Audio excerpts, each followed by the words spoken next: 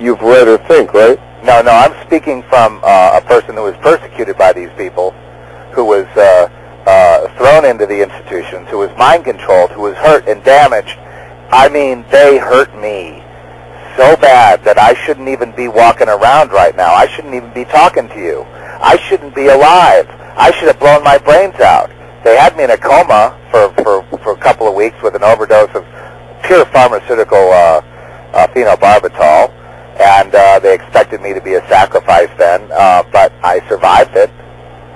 And then they thought, well, maybe you survived it. I mean, that was at 18. I was at 17 years old, and usually kids don't live much longer than 16 or 17 when they balk at it, when their parents try to move them into it. And if they're a pure heart, the next thing is if you don't go through, and, doing a ritual doesn't mean you go through. If you're a pure heart, if you're one made for the Lord, the idea is they want to kill you. Well, they can tell, can't they? They can tell from birth. Usually it's the black sheep in the family. Usually it's that misfit, that person that, you know what I mean? They just don't know how to get along. They just don't know how to make things work. Right, so this is part of the system that he is going to be tearing down. This is so pervasive. This isn't just, a few families sprinkled here and there. No, this kind of thing controls America.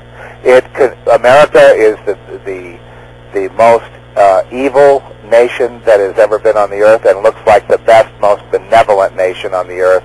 But in terms of the actual Satanism numbers, it would be the evilest system. Yeah, we have this false reality of what we all think America is. That's very true. America is the exact opposite. And the thing is, it's not like that at all. There's a huge secret satanic agenda behind the scenes that runs everything. A lot of our sports teams are run by those involved with directly Satanism, Knights of Malta. Oh yeah, that's right. And the Knights, you have to understand, this all comes from the Knights. There's this noble side of Satanism, which is the quest for the Holy Grail, and that is that all the kids want to grow up and be knights and serve the Queen, And there's a noble side to going to war and fighting for your country and fighting for the king or the queen, and if you give up your life or taking the bullet for the president, there's this sort of macho noble side to it all, that you want to come home with your decorations and your medals and impress your girl back home. There is all that. Yeah, that's the false reality that we see. But see, that's Satanism that's purveyed in a very benign way. It doesn't look like you're, and then you get invited to go up a degree or a notch or two in your responsibilities, and you get knighted by the Queen, and it's like, oh, you're proud of yourself, and the people are proud of you. Well, Zeph, how pervasive would you say Satanism is in the United States military?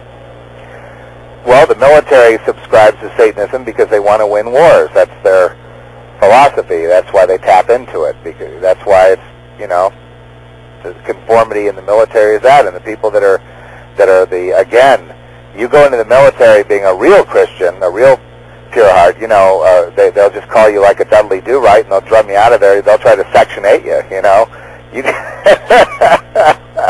But anyway, they want to win wars, and they don't want to be a loser. To be really with the Lord means you're a loser in this world. And what about all these gangs, like the Crips and the Bloods and all these gangs across the country? It's like the Mafia.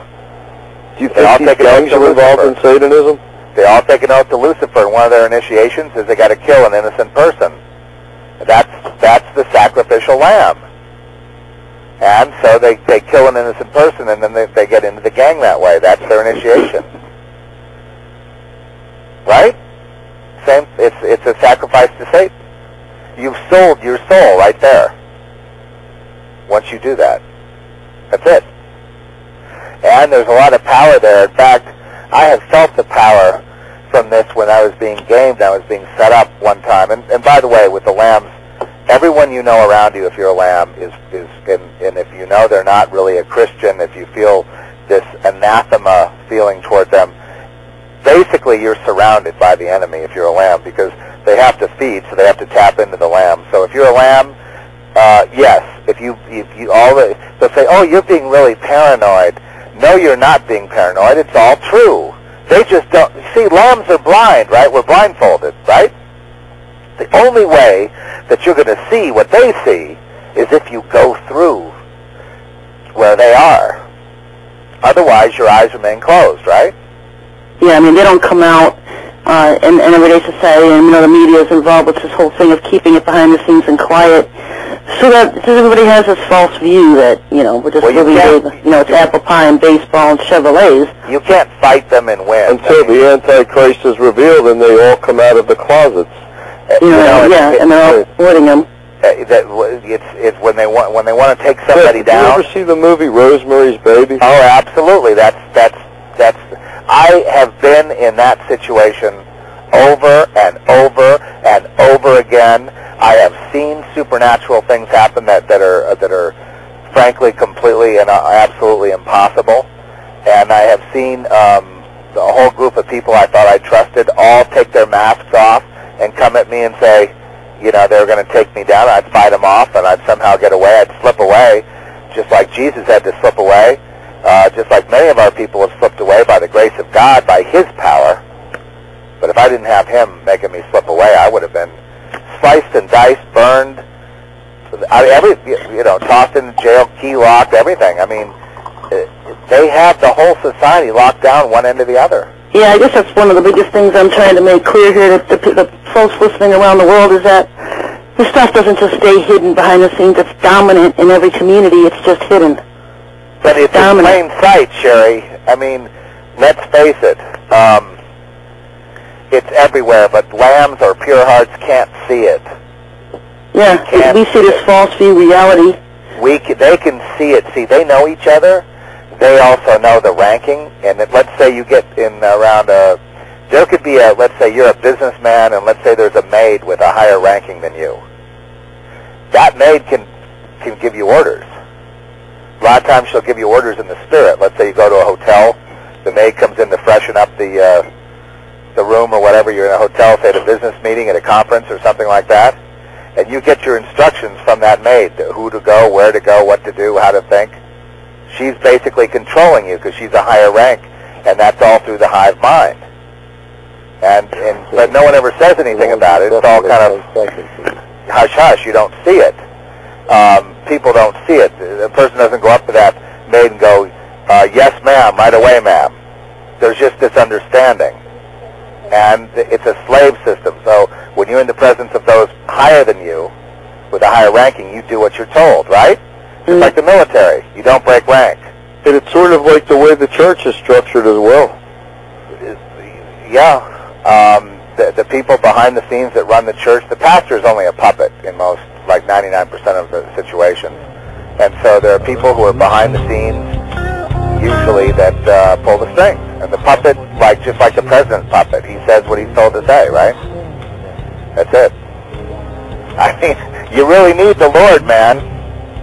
You've got to have a relationship with Yeshua, with Jesus Christ. If you don't, they'll eat you alive. Not only that, you'll be cast into Sheol upon death, and you'll be lost. It's time to gather in the saints. It's time to gather in the children who belong to God, to Yahweh, because otherwise there's no future for you here. All right, we're going to wrap up the first hour, folks. We're going to be back for a second hour. We're going to take about a 5-minute break right now. Go get some coffee, and we'll see you back in about 5 minutes for the second hour of this show. All right. This is the Reality Radio Network.